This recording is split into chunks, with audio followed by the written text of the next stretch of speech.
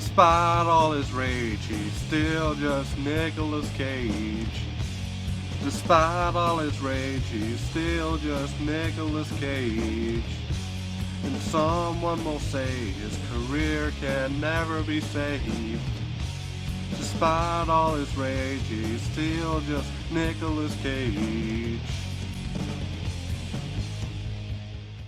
Hey guys, time for another installment of Just Nicolas Cage, where I very slowly work my way through Nicolas Cage's filmography. Today I'm talking about the 1993 movie Red Rock West. In Red Rock West, Nick Cage plays a drifter that's strapped for money. Desperate for cash, he enters a bar looking for a job. The bartender assumes that Nicolas Cage is the assassin that he hired. He gives Cage some cash and says, "You'll get the rest after you kill my wife." Cage takes the cash but warns the wife, played by Lara Flynn Boyle, that there's a hit out on her. And in response, she gives Nicolas Cage money to kill her husband instead. And there's a lot more to it than that, but that's about all I'll give you for now.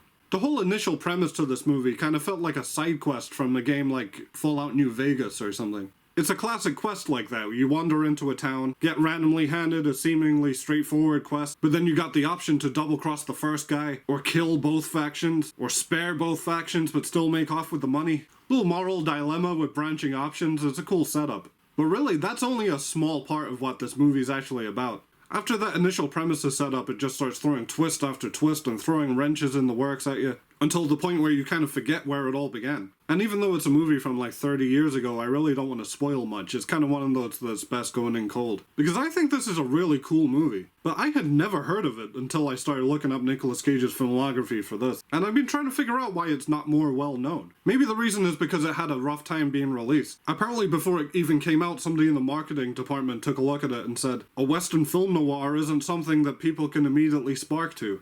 So because of that, it was released straight to cable TV in America. It did come out theatrically in some parts of Europe, and the director of the Toronto Film Festival saw it in Paris. He really liked it, so he screened it in the Toronto Film Festival, and then the owner of the San Francisco cinema saw it in Toronto, then screened it in San Francisco. And after that, it did kind of well and opened up in LA and New York. But yeah, maybe the unconventional release structure might be why nobody knows about it. Because I don't think the thing that the marketing guy said about it being a Western noir really has much to do with it anymore. Neo-Westerns and neo-noirs are pretty big these days. And the Western tropes like a vagabond in a desert town who has run-ins with a sheriff are fused well with the noir element, because you've got stuff like the mystery aspect and the dark and moody lighting. There's double crosses and a femme fatale. I guess maybe one of the reasons it's less well known than many other Nicolas Cage movies is that there's no real clip I could show you to get you excited about it. You know, you watch a clip of Nicolas Cage going A, B, C, and you go, I immediately have to watch Vampires Kiss now. But here, there's really not that much standout insane that I could show you, so it's a bit less marketable in that sense. Which kind of brings me along to Nicolas Cage's performance. Nick Cage is very subdued for the most part. I did kind of like the way he said, "He's been shot." He's been shot! But otherwise, he plays this movie very straight. It's really not often that he plays the most normal character in a movie. But there's plenty other larger-than-life characters that kind of compensate for that. And his character is interesting, too. He plays an ex-Marine that was in a building that was bombed and 241 other guys died, which I think is an important tidbit of the character. Because throughout the movie, he's constantly in these crazy, seemingly inescapable situations and has all these proverbial bombs dropped on him. But like in the building, when the bomb dropped, he comes out of it okay. It's kind of like a cockroach in that sense. And Nicolas Cage plays that facet of the character very well. He's constantly got this expression like, "Oh, what have I got to deal with now?" Great. I also like that they really hammer home that he's a good guy. I mean, he's a good guy almost to a fault. He loses out on paid jobs because he discloses the fact that he has a bad leg, when he could have just kind of left that quiet and got the job. And there's a part early on where he's at a gas station and he's down to his last $5, and the cash register's unlocked, but he doesn't take anything because he's a good guy. There's a way this movie could have gone where the protagonist ends up playing all the factions against each other, and he double-crosses everybody and makes off with all of their money. But I like that Nicolas Cage played such a straight shooter. It's probably the most conscientious character I've ever seen him play. As for the rest of the cast, Dennis Hopper, who I haven't mentioned yet, is fantastic. It's kind of cool that this movie is a mini reunion for Dennis Hopper and Nicolas Cage after 10 years prior they were both in Rumblefish. I haven't seen that movie since I reviewed it like 5 years ago, but I don't remember them sharing a scene in it. But here they're together and it's great. Dennis Hopper commands every scene he's in, and he's the best part of the film. He's doing what he does best, playing an unhinged but kind of fun character.